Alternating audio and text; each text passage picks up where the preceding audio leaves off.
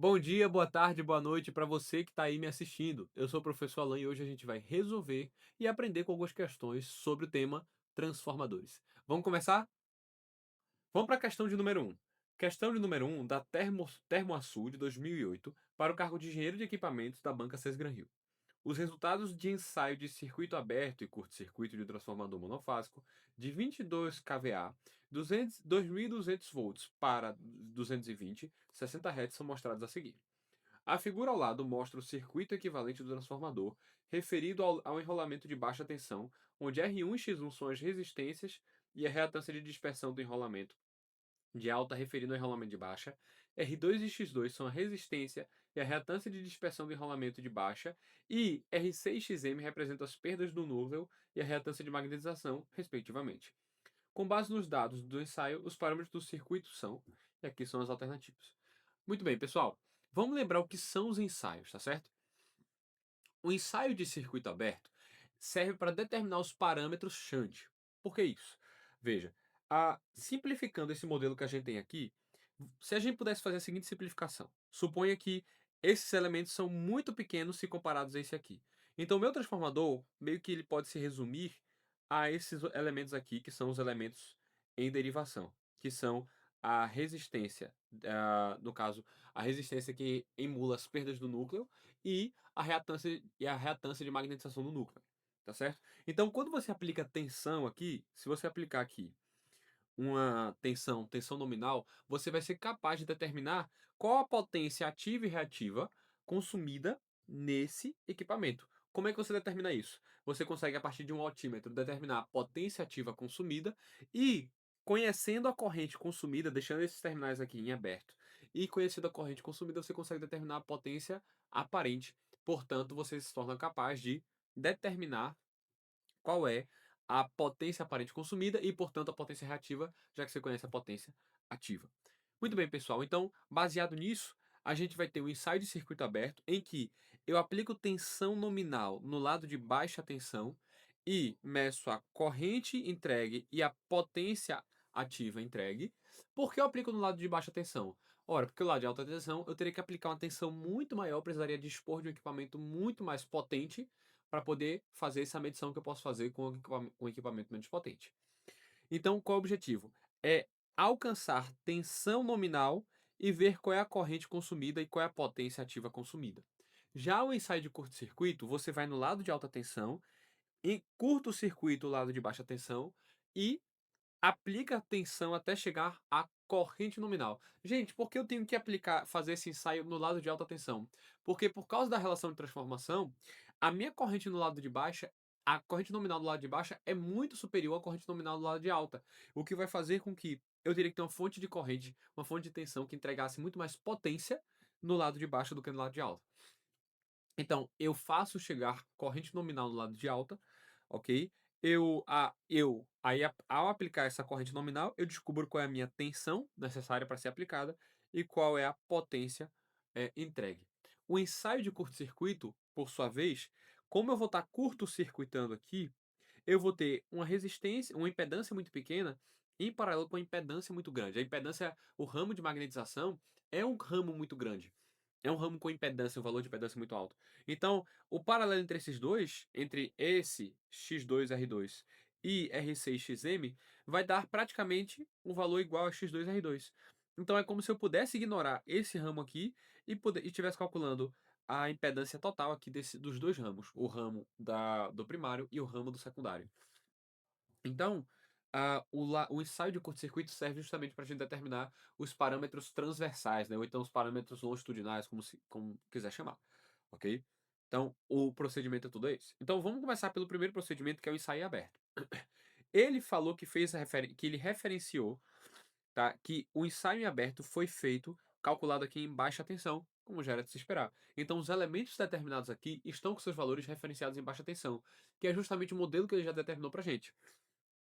Então, o primeiro ensaio, a gente vai considerar como se isso aqui fossem impedâncias desprezíveis, e a única coisa que vai acontecer aqui é a minha corrente aqui vale zero, tá? E aqui eu vou considerar como se Z aqui fosse igual a zero, aproximadamente zero. Então, esse valor de corrente é basicamente a corrente integral que entra aqui no ramo de magnetização. tá certo? Então, para eu descobrir a minha potência aparente, basta eu pegar essa tensão, multiplicar por essa corrente, e para eu descobrir minha potência reativa, basta eu calcular o fator de potência e aí encontrar o fator de reativos. Já o ensaio de curto-circuito, segundo a questão, foi feito no lado de alta tensão, o que faz com que todos esses valores estejam referenciados para o lado de alta tensão. Então, quando a gente fizer o cálculo, a gente tem que se preocupar porque o modelo que ele deu aqui na questão, ele está com seus parâmetros referenciados para a baixa tensão, tá certo? Deixa eu ver aqui onde eu acho.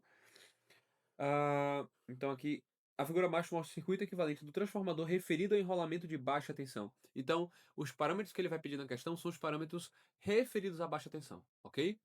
Então, vamos começar com o primeiro ensaio, que é o ensaio de circuito aberto. Então, a gente sabe que a potência aparente vai ser 484 volt-ampere. Como meu fator, com isso a gente consegue determinar o fator de potência, que vale 0,5. Então a gente consegue determinar, a partir disso, a potência reativa, que vai valer 242 raiz de 3 var. Tá certo?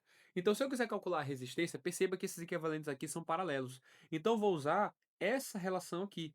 A potência ativa, lembrando, potência ativa é igual a tensão ao quadrado dividido pelo valor da resistência. E potência reativa é o valor da tensão ao quadrado dividido pelo valor da reatância.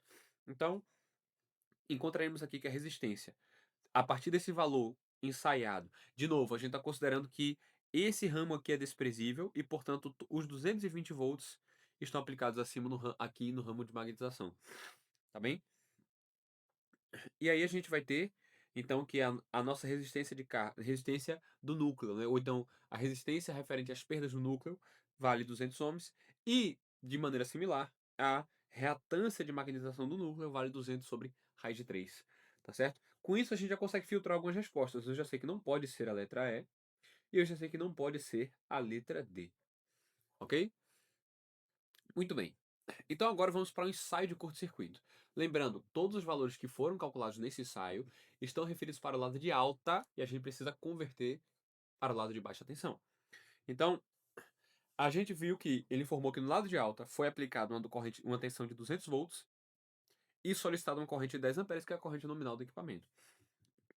Então agora a gente vai considerar que esse ramo aqui ele é desprezível, porque a corrente que é puxada para ele é desprezível, tá certo? E aí a gente vai ter o seguinte: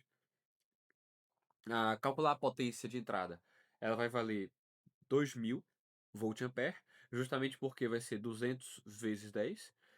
E aí a gente consegue determinar o fator de potência. O fator de potência é a potência ativa consumida, que é 400 dividido por 2000, e a gente vai achar que o fator de potência é 0,2. Então, com isso a gente consegue determinar a potência, perdão, a potência reativa, que vai valer 800 raiz de 6. E a gente consegue, atenção a esse detalhe, a gente não vai determinar R1 e R2, a gente vai determinar a soma dos dois, como se fosse o equivalente somado dos dois. R1 mais R2 é igual a P sobre I ao quadrado. De onde é que vem isso? Isso vem da cálculo da potência. P é igual ao valor da resistência vezes I ao quadrado. E no caso da potência reativa, Q é igual ao valor da reatância vezes I ao quadrado. Certo? Então a gente vai descobrir que a soma das duas resistências vale 4 ohms. E aqui a gente vai descobrir que a soma das duas reatâncias vale 8 raiz de 6 ohms. E aí, gente, uma coisa importante, tá? Primeiro vamos determinar aqui os parâmetros para o lado de baixa tensão. A gente tem que lembrar o seguinte: de onde é que vem essa expressão aqui, tá? Quando a gente tem um transformador, ok?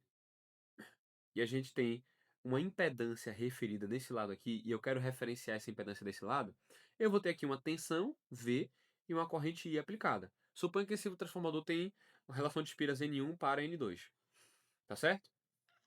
A corrente que vai chegar aqui é a corrente I vezes N2 sobre N1. E a corrente que vai chegar, deixa eu ver se é isso mesmo. Não, desculpe. Eu acho que é o contrário. Vai ser N1 sobre N2. E a tensão que vai chegar nesse lado aqui vai ser V igual a V vezes N2 sobre N1. Então, quando você tiver essa relação de espiras, que é justamente o seguinte: desse lado aqui você vai ter V para V1 e V2 vai estar para N1 e N2. Então, V2 vai ser igual a N2 vezes V1 sobre N1, que é justamente que a gente chegou aqui, tá certo? Muito bem. Então a gente vai ter o seguinte, a gente vai ter que a potência de a impedância vista do lado primário é V sobre I. E a impedância vista do lado secundário? A impedância vista do lado secundário é V vezes N2 sobre N1 dividido por I vezes N1 sobre N2. E aí, invertendo, isso vai ser V sobre I vezes N2 sobre N1 ao quadrado. Então, se eu quiser encontrar a impedância aqui no secundário, ela vai valer a impedância vista pelo primário, então Z do primário, vezes N2 sobre N1 ao quadrado. Beleza? Se eu quiser agora a impedância vista do primário em relação à impedância do secundário, vai ser impedância do secundário vezes N1 sobre N2 ao quadrado. Então, é basicamente isso que a gente está aplicando aqui.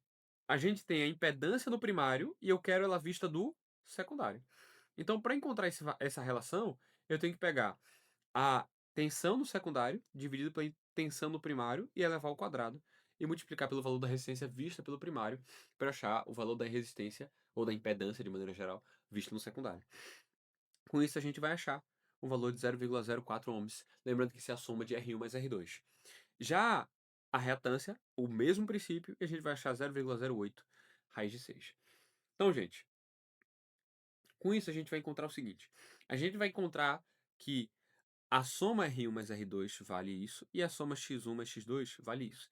Vamos avaliar um pouquinho as respostas agora, tá?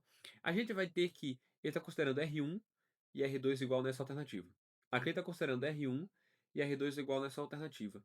Ele está considerando R1 e R2 igual nessa alternativa, e assim por aí vai, e assim por diante. Então perceba que em todas as alternativas ele está considerando R1 igual a R2. Se você for avaliar X1 e X2, é a mesma coisa. Então ele quer que a gente considere R1 igual a R2. Isso é uma aproximação, nem sempre ela é verdadeira. Dependendo do tipo e da potência do transformador, essa relação entre R1, R2, X1 e X2 pode variar bastante, tá certo? Mas pode ser, por exemplo, na proporção de 4 para 6, pode ser na proporção de 2 para 5, alguma coisa do tipo.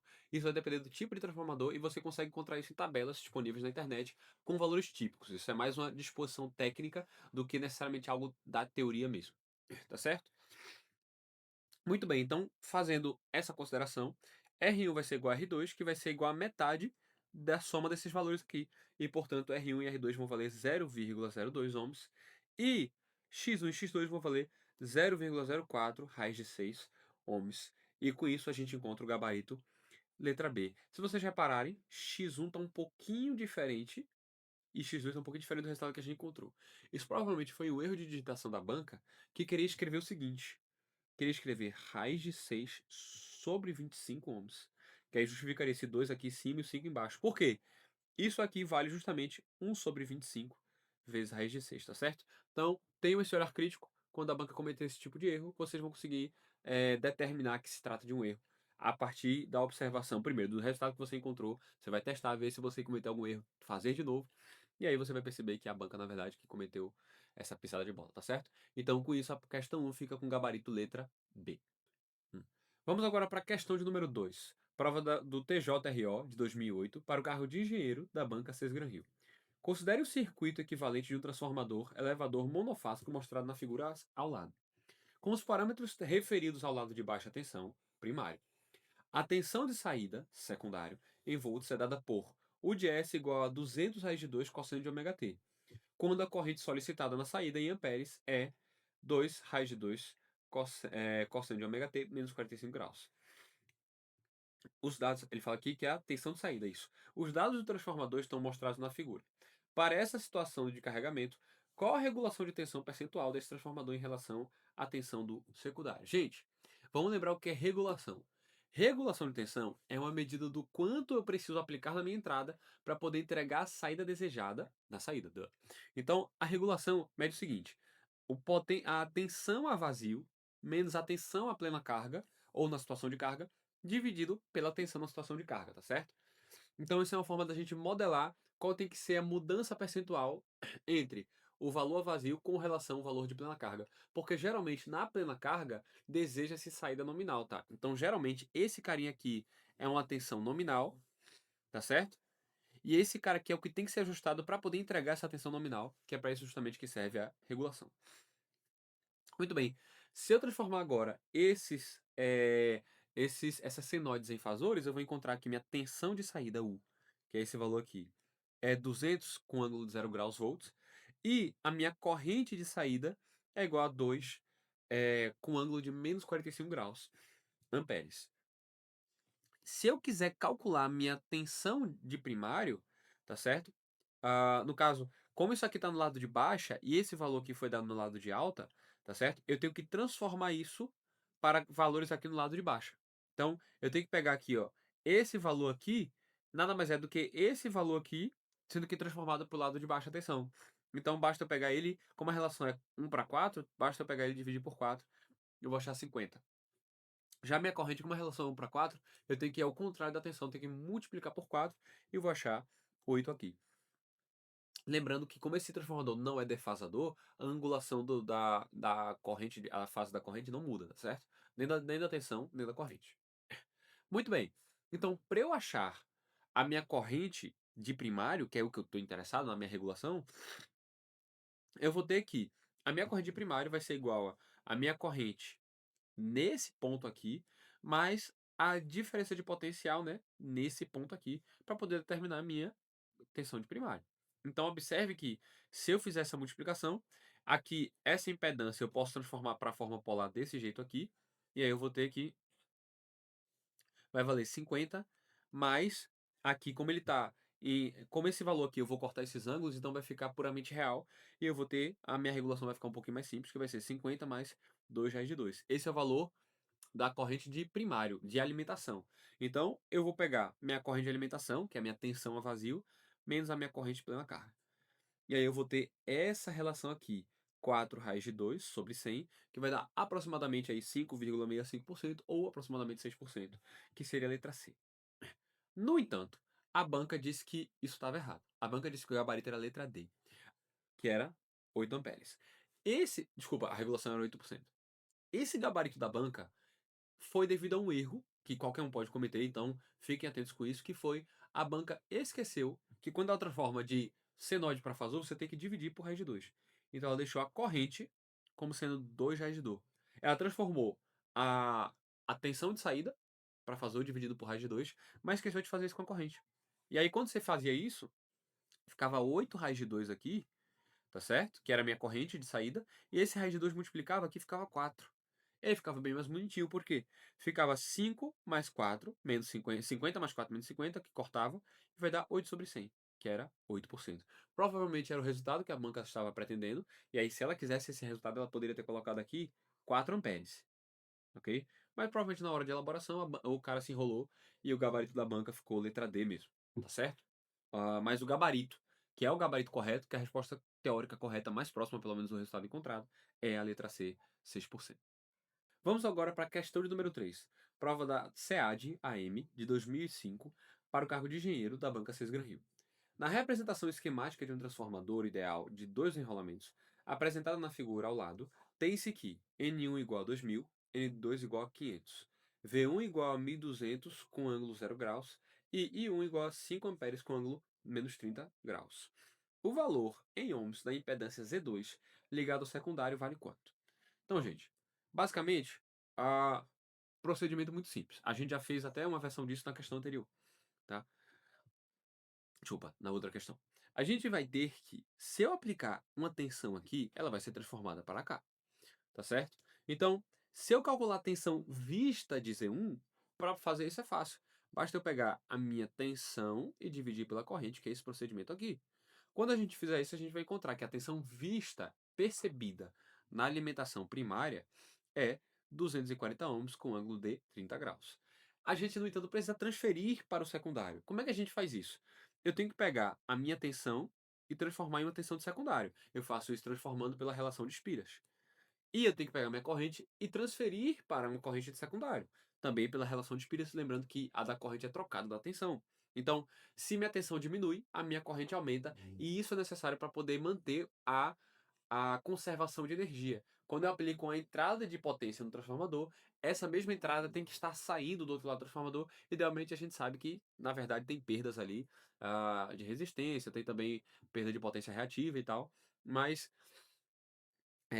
perda de potência ativa e reativa, no caso. Mas, no modelo ideal, que é o caso aqui que a gente está trabalhando, porque ele fala que é um transformador ideal, idealmente toda a potência que entra é igual à potência que sai e, portanto, quando a minha tensão aumenta, a minha corrente diminui e quando minha tensão diminui, a minha corrente aumenta. Beleza? E aí a gente vai perceber então, quando a gente fizer essa relação, que a minha impedância vista, que é a impedância, que é o valor real da impedância, que é Z2, ela vai valer 15 com um ângulo de 30 graus, que faz com que o nosso gabarito seja a letra E. Bom, vamos agora para a questão de número 4. Prova da MPRO de 2005 para o cargo de Engenharia Elétrica da Banca Rio. As informações a seguir servirão de base para responder a questão. Um transformador monofásico tem 2.000 espiras no enrolamento primário e 5.000 no secundário. As resistências dos enrolamentos primários e secundário são desprezíveis. As reatâncias de dispersão do primário e do secundário são, respectivamente, 10 ohms e 4 ohms. Uma tensão senoidal de 1.200 volts é aplicada nos terminais do enrolamento primário de uma carga puramente indutiva de 1,625 ohms e é conectada ao secundário. A corrente de magnetização é desprezível. O valor do módulo de tensão em volts nos terminais de carga é quanto? Então, gente, a gente tem essa situação aqui, tá? Então, ele desprezou resistência, ele desprezou a ramo de magnetização, então sobraram somente os ramos de dispersão, que são as reatâncias de dispersão, e a carga puramente indutiva que foi aplicada. Então, a gente tem essa situação e a gente quer fazer com que isso seja tudo refletido no secundário, porque ele quer saber o valor da tensão VS. Vai facilitar a nossa vida se tudo aquilo que a gente aplicar estiver no secundário. Beleza? Então, para fazer isso, eu tenho que pegar essa fonte e transformar ela em uma fonte de secundário, ou seja, eu tenho que fazer a transformação pela relação de espiras. E a mesma coisa, aquilo que a gente já viu, com relação à impedância, tá certo? Que eu tenho que fazer pela relação de espiras. E a gente vai encontrar esses dois valores aqui. Então, nosso circuito ele vai ficar dessa forma, tá? É como se eu tivesse uma fonte aqui, e essa fonte estivesse alimentando o transformador ideal, e do outro lado do transformador ideal, eu tivesse as informações que eu refleti. Então, aqui eu vou ter alimentação de 300 volts, e a minha impedância é de 10, que virou J 0,625.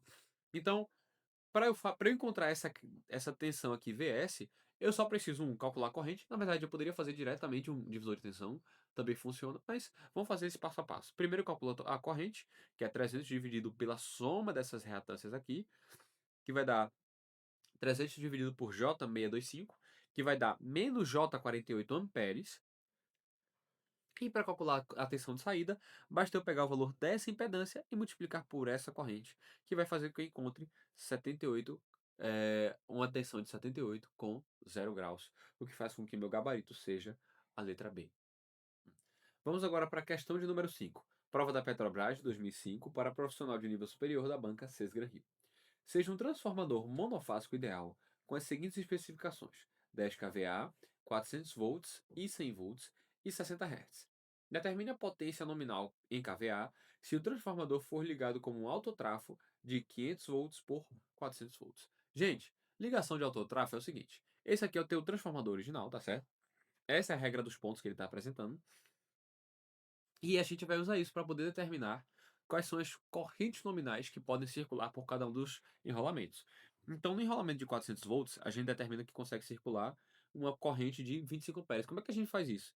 Basta eu pegar a potência nominal do transformador e dizer que isso é igual a minha tensão de primário vezes a minha corrente de primário.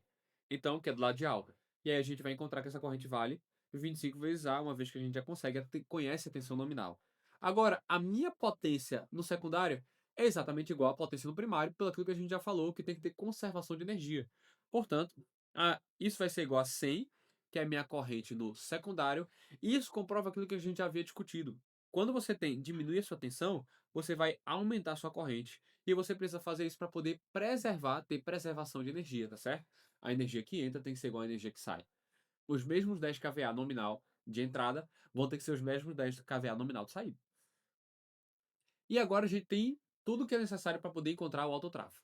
Veja, na ligação de autotrafo, ele falou que quer 500 volts de entrada e 400 de saída. Perceba que esse transformador aqui tem pontos, tá certo? Esse ponto vai indicar o tipo de ligação que eu vou fazer. Se eu estiver ligando o meu autotransformador dessa forma aqui, por exemplo, se o ponto estiver aqui e o ponto estiver aqui, aqui for, por exemplo, de 100 volts, aqui for de 400 volts, então a minha tensão de entrada aqui, como a ligação está sendo subtrativa, vai ser 300 volts. Como ele falou que queria 500 volts, eu preciso que minha ligação seja aditiva, ou seja, meu ponto esteja aqui para cima. E aí esse valor vai ser 500 volts. Tá? Então esse tipo de peculiaridade, de detalhezinho tem em autotransformador, então tem que ter cuidado com isso. Muito bem, então a gente sabe qual é a corrente que pode passar por esse enrolamento aqui e qual a corrente que pode passar por esse enrolamento aqui. Então, para eu calcular a minha potência nominal, eu tenho que calcular qual é a potência que está entrando no autotrafo barra potência que está saindo no autotrafo. Então, eu consigo fazer isso dos dois jeitos. Então, a potência que está entrando no autotrafo, agora que minha tensão é de 500, vai ser 500 vezes os 100 amperes desse enrolamento aqui, que vai valer então 50 kVA. Já já para esse enrolamento de saída, eu vou ter a corrente que está entrando aqui, mais a corrente que está entrando aqui. Aí talvez você se pergunte, ué, por que essa corrente está subindo e não descendo? Gente, se você lembrar da regra do ponto, tá certo? Suponha que você tem aqui um transformador, e aqui você tem um outro transformador, tá? Desculpa, um enrolamento e outro enrolamento.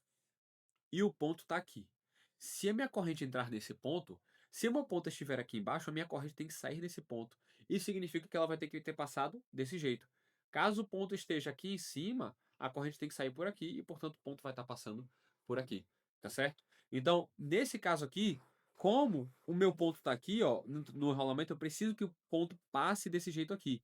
Se eu estiver colocando que ele está passando aqui, é como se a corrente estivesse entrando por aqui. E não é esse o caso. Tá? Até porque essa corrente aqui de 25, ela é induzida por causa dessa corrente de 100.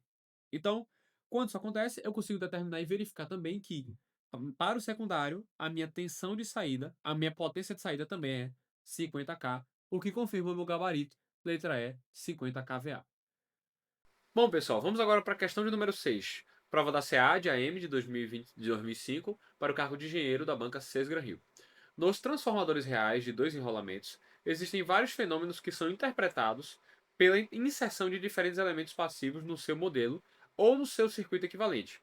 Particularmente, a reatância de dispersão tem por finalidade modelar os seguintes fenômenos. Gente, vamos lá. Qual é o modelo inteiro do transformador, tá? Aqui considerando o lado de o primário, aqui o secundário, tá certo? E aqui é o ramo de magnetização referido ao primário. Gente, o que é cada uma dessas coisas? As resistências aqui no,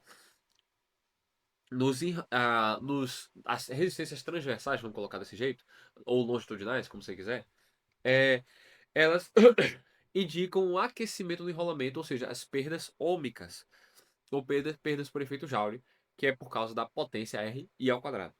Então elas estão aí para emular as perdas dos transformadores devido ao cobre. Já esses dois aqui estão para emular os efeitos no núcleo do transformador, tá? Que são, efeitos que é a energia necessária para magnetizar o núcleo, e dois, que é as perdas por esterese e corrente de Foucault ou corrente parasita, tá? Então, o que é essa energia necessária para armazenar o núcleo? Se a gente lembrar lá de eletromagnetismo, a gente vai ver o seguinte: a minha densidade de energia dentro de um material é dado por um meio de densidade de fluxo magnético ao quadrado dividido pela permeabilidade magnética no material. Idealmente no transformador, idealmente no transformador, essa permeabilidade magnética ela é infinita quando eu tenho material ferromagnético, tá?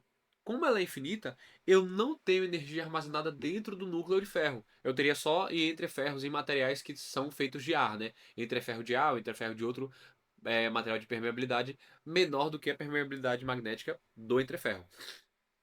Então, quando eu tenho quando isso vai para infinito, eu não preciso solicitar energia da rede para poder magnetizar o meu núcleo. No entanto, como aqui eu tenho um transformador real, esse cara não é infinito. Então eu preciso solicitar uma certa energia na rede para poder magnetizar esse núcleo. Tá certo?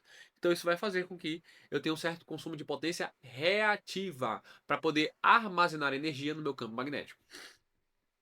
Já essa resistência aqui, que é o RC, ela emula corrente parasitas. O que são efeitos de corrente parasita, tá?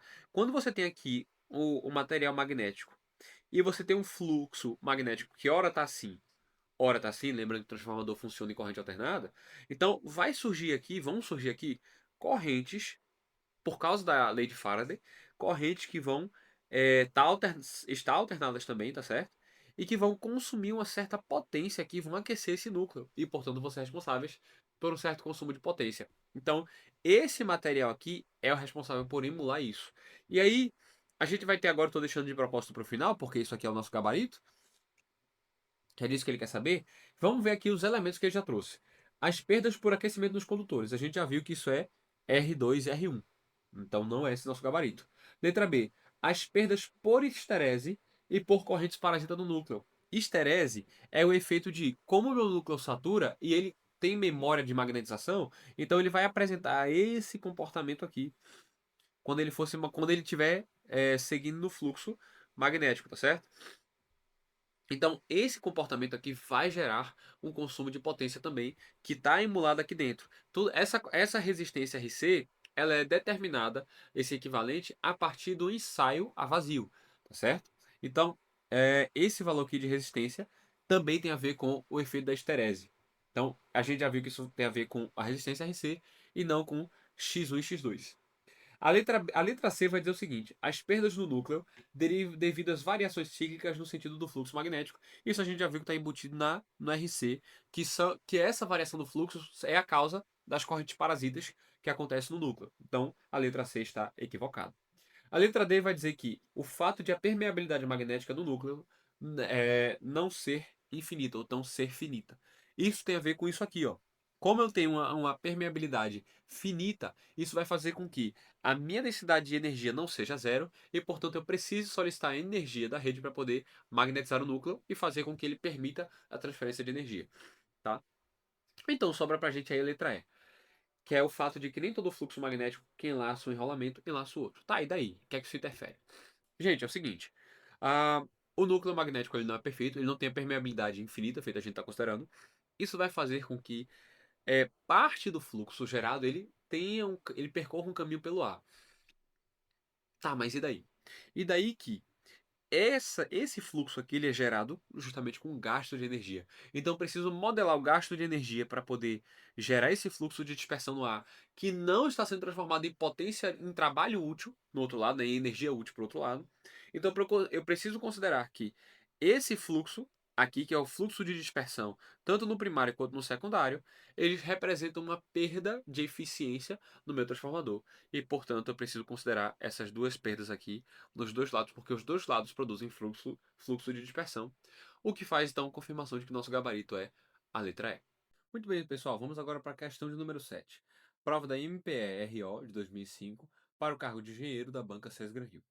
Um transformador tem no enrolamento primário 50 espiras com indutância de 200 mH e no enrolamento secundário 100 espiras com indutância de 800 mH. Sabendo-se que o coeficiente de acoplamento entre os dois enrolamentos é 0,6, a indutância mútua em mH será de quanto? Gente, aqui é uma questão de aplicação de fórmula, tá? Quando a gente tem um transformador e ele está representado agora pelas suas indutâncias, autoindutâncias e indutância mútua, então para determinar a mútua, que são justamente os enrolamentos com acoplamento magnético, a gente tem que determinar a partir dessa fórmula aqui, tá certo? Então, a mútua é calculada pelo coeficiente de acoplamento. O que é que esse coeficiente de acoplamento calcula? Ele calcula o quanto, né, qual é a influência magnética dessa bobina com essa aqui. Se o meu coeficiente de acoplamento é 1, isso significa que todo o fluxo que essa bobina gera é concatenado por ela em absoluto. Então, todo o fluxo que sair daqui vai absolutamente sair daqui. Quando o coeficiente de acoplamento é zero, significa que nada do fluxo que essa bobina gerar vai ser concatenado por essa bobina, tá certo? Então, esse coeficiente de acoplamento pode ser o valor real dele é entre zero, tá certo? E 1. E ele tem o seguinte significado. Quanto melhor for o compartilhamento de fluxo entre as duas bobinas, maior vai ser o coeficiente de acoplamento e maior vai ser a indutância mútua, tá certo? Então, ele fala que o coeficiente de acoplamento é 0,6, então substituindo aqui a gente vai ter 0,6 e aí basta substituir na fórmula que a gente vai encontrar aqui eu acho que eu esqueci de marcar o gabarito aqui, que a gente vai encontrar aqui a indutância mútua vale 240 mili-henry, tá certo, pessoal? Ah, então eu posso ter algumas situações, eu posso representar, né, vou representar aqui algumas possíveis situações em que, eu tenho um coeficiente de acoplamento, diferente de um. Por exemplo, o enrolamento os transformadores de verdade, tá, os enrolamentos deles não são feitos com essa representação esquemática desse jeito aqui, tá certo? Os enrolamentos reais, eles são postos um em cima do outro para aumentar o acoplamento entre as bobinas. Então eu tenho uma bobina aqui, a minha outra bobina, ela vai estar aqui, uma em cima da outra. Mas ainda assim eu tenho um fluxo de dispersão que não passa uma dentro da outra. Isso vai fazer com que esse K, ao invés de ser igual a 1, né, ele diminua, ele passe a ser menor do que 1. Uma outra situação, né, um problema mais hipotético, mais teórico, é quando você tem aqui um acoplamento dessa natureza aqui. O que não é impossível em transformadores trifásicos, mas não faz sentido em transformadores monofásicos, tá certo? Se você tem aqui, por exemplo, esse enrolamento aqui e esse enrolamento, então eu tenho uma parte de fluxo, não necessariamente nem de dispersão aqui nesse caso, mas um parte do fluxo que vai ser gerado vai cair aqui e outra parte vai cair aqui. Então meu coeficiente de acoplamento ele já não pode ser um de jeito nenhum aqui nessa situação, tá certo? Então nesse caso, gabarito letra B. Se caminhando agora para os finalmente, vamos para a questão 8. Prova da MPE de RO de 2005 para o cargo de Engenharia Elétrica na banca Sesgran Rio. As informações a seguir servirão de base para responder a questão. Um transformador monofásico tem 2.000 espiras no enrolamento primário e 500 espiras no secundário. As resistências dos enrolamentos primário e secundário são desprezíveis. As reatâncias de dispersão do primário e do secundário são, respectivamente, 10 ohms e 4 ohms. Uma tensão senoidal de 1.200 volts é aplicada nos terminais do enrolamento primário e uma carga puramente indutiva de 1,625 ohms é conectada ao secundário. A corrente de magnetização é desprezível. É o escopo de uma questão anterior que a gente já fez. Supondo-se que a tensão alternada aplicada nos terminais do primário fosse 400 volts e a tensão nos terminais de carga, ou seja, no secundário, de 96 volts, quanto vale a regulação de tensão do transformador? Gente, a gente tem a seguinte situação, tá? Lembrando que regulação é a tensão a vazio menos a tensão a plena carga, tá? Para isso, eu tenho que pegar a tensão aplicada no primário e transferir para o secundário. Como é que eu faço isso? Fazendo a transformação por meio da relação de espiras. Então eu vou encontrar que 400 volts aplicado no primário é igual a 100 volts no secundário. E aí, basta fazer minha regulação, que é 100 menos 96 dividido por 96. E aí eu vou pegar 4 dividido por 96. Cuidado, não é 4 sobre 100. É 4 por 96, tá? Você pode ficar tentado a fazer 4 sobre 100 porque tem um resultado aqui, ó, bonitinho, 4%. Mas regulação é calculada em cima da tensão de carga, não da tensão de entrada, tá certo? Então, o valor é aproximadamente 4,17%, gabarito letra C. Bom, vamos agora para a questão de número 9. Prova do TJ-RO de 2008 para o cargo de engenheiro da banca Sesgran Rio. Um dado sistema possui uma linha de distribuição de 69 kV, média tensão, ligada a uma linha de distribuição de 440/380 volts, baixa tensão, por meio de um transformador trifásico. O transformador tem o primário, lado de alto, na configuração delta, e o secundário, lado de baixo, na configuração estrela. A relação do número de espiras entre os enrolamentos primário e secundário desse transformador é de quanto? Gente, essa questão é meio polêmica, tá? É porque é o seguinte. Primeiro, além essa forma de colocar aqui tá esquisita, porque geralmente você coloca tensão de linha, né? Quando você vai escrever dessa forma, a primeira que você coloca é a tensão de linha, por exemplo, 440. A tensão de fase referente a essa tensão de linha é 250 volts ou 240 volts, tá certo? Se fosse o caso do 380, deixa eu fazer o cálculo aqui rapidinho.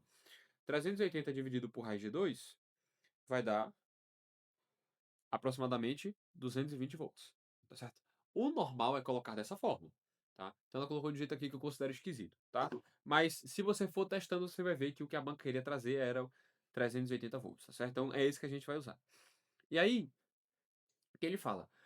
Essa tensão aqui é a tensão de linha aplicada em um transformador trifásico com configuração do lado de alta em delta, ou seja, estrela. Já a configuração do lado de baixa, ou desculpa, delta, triângulo na verdade. Já a configuração do lado de baixo é a configuração em estrela ou em Y. E aí veja, esse valor aqui, tá certo? Esse valor aqui, 380 volts, é o meu valor de linha, tá certo? Se você, ele até poderia tentar forçar a barra dizendo que isso era o valor de fase. Mas, cara, para isso ser o valor de fase, isso aqui teria que ser 380, vamos fazer aqui, 380 vezes 1,73. Teria que valer 66, tá certo? Aqui teria que ser, isso aqui teria que ser 660/380 volts, para isso ser de fase. Provavelmente tenha sido esse o interesse dele, tá certo? Mas aqui não tá claro. Então, se eu considerar esse valor 380 como sendo de fase, aí o gabarito vai dar certo. Se eu considerar esse valor como sendo de linha, aí não tem como, tá certo? Então, vamos fazer a suposição de que ele estivesse considerando 660 aqui volts. Então, esse valor aqui de fase seria 380. Ele pediu não a relação de transformação do transformador, mas a relação de espiras. Aqui, ó. A relação do número de espiras entre o enrolamento primário e secundário. Se ele quisesse a relação de transformação, eu teria que pegar os meus 69 kV e dividir pelos meus 660, que é a tensão de linha. E eu achar essa resposta aqui, aproximadamente letra B. Mas a banca pediu a relação de transformação de espiras. Então tem que pegar 69, 690, dividido por 380. E a gente vai achar aqui a resposta letra E. Tá certo? Então, o gabarito da banca, se não me engano, foi letra E. Tá certo? Mas, como essa estava mal arranjado, eu acabei fazendo com 380 como se fosse de linha. E aí, o de fase seria 220. E aí, quando você faz essa divisão, tá certo? Você vai achar ali aproximadamente 314. Então, gabarito letra E, mas questão aí muito fácil de ser anulado pela própria forma como foi escrita, tá certo? Para finalizar, vamos agora para a questão de número 10, prova da EPE de 2006, para transmissão de energia da banca Sesgran Rio. Quando um transformador de potência é desligado, surge um fluxo residual. Caso, na manobra de energização, a polaridade de tensão do sistema seja a mesma da polaridade do fluxo residual, então o que é que vai acontecer? Gente, vamos lá.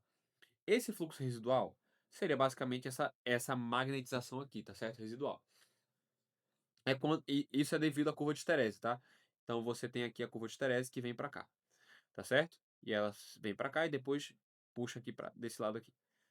Pronto. Então, a magnetização residual, quando está polarizado, tem esse valor para um fluxo nulo. Se eu fizer agora uma alimentação e tiver a mesma polaridade do fluxo, a alimentação vai ser nominal. Como ela vai ser nominal, ela vai gerar um fluxo nominal, sendo que esse fluxo nominal vai tentar se somar a esse fluxo residual. O que é que vai acontecer? O núcleo vai saturar. Você vai botar esse fluxo e o núcleo vai saturar. Então, olha o que acontece. Você vai ter aqui um campo magnético sendo gerado muito elevado. E esse campo magnético se deve justamente à corrente, pela lei de Ampère, né? A fluxo de HDL, circulação de HDL vai ser igual a corrente dividido, se não me engano, é dividido por μ ou é vezes μ. Eu acho que é vezes μ aqui. μ vezes a corrente. Então perceba que quanto maior a corrente, maior o valor de fluxo, o maior o valor de campo magnético. Como esse valor de campo magnético aqui está sendo gerado por causa da saturação, eu vou ter uma corrente muito grande, que é justamente a minha corrente de rush, que vale 10 vezes a minha corrente nominal, tá? Então, gabarito aqui fica sendo letra A. Haverá uma mudança brusca na densidade de fluxo, que levará o transformador à saturação, acarretando numa elevada corrente de energia. Resposta. Vamos avaliar as outras alternativas. Letra B. Haverá um aumento do conteúdo harmônico, ok? Da tensão do transformador e uma redução da corrente de energização. Calma. A primeira parte tá certa. Vai haver sim aumento do conteúdo harmônico, porque a sua tensão, na verdade, a sua tensão vai permanecer igual. O conteúdo harmônico vai ser da corrente. Então você vai esperar que a sua corrente fique com esse formato aqui, que é justamente essa corrente de rush, tá certo? Então, letra B aqui está errado nas duas situações. Letra C. Haverá um cancelamento do fluxo no núcleo do transformador, reduzindo tanto a corrente de energização quanto seu conteúdo harmônico. Seria verdade, mas ele falou que a manobra de energização tem a mesma polaridade que a tensão, então vai fazer com que haja um aumento do fluxo, que haja um aumento do fluxo dentro e não uma diminuição do fluxo. Letra D. Não haverá maiores impactos em termos de corrente de energização. Apesar da mudança brusca da densidade do fluxo, a gente já viu que isso é falso, por causa justamente do gráfico da magnetização. E letra E. Não haverá maiores solicitações do equipamento, pois a reatância de magnetização é elevada, garantindo assim uma baixa corrente de energização. É mais ou menos, porque aquela reatância de energização é feita para a região, é trabalhada na região linear. Então, quando você aumenta a saturação, você está mexendo naquele valor. Então aquele valor de reatância de magnetização serve para regime permanente sem a saturação, né, ou então no limiar de saturação. Já esse valor aqui, ele já é completamente diferente do valor encontrado nos ensaios, então não pode ser nosso gabarito, confirmando que é a letra A. Então tá aí o nosso gabarito para você tirar um print. Muito bem, pessoal. Então, com isso, nós terminamos o nosso vídeo. Espero que você tenha gostado. Espero que tenha sido possível você tirar suas dúvidas sobre esse tema tão importante, que é o tema de transformadores. Caso você tenha outras dúvidas em outros temas de engenharia elétrica, ou até mesmo outras engenharias, você pode procurar aí no catálogo do Organiza, que está cheio de vídeo, que vai poder, com certeza, vai poder te ajudar a tirar suas dúvidas, tá certo? Então, espero que tenham gostado, espero que eu tenha ajudado, e eu vejo vocês em um próximo vídeo. Até mais!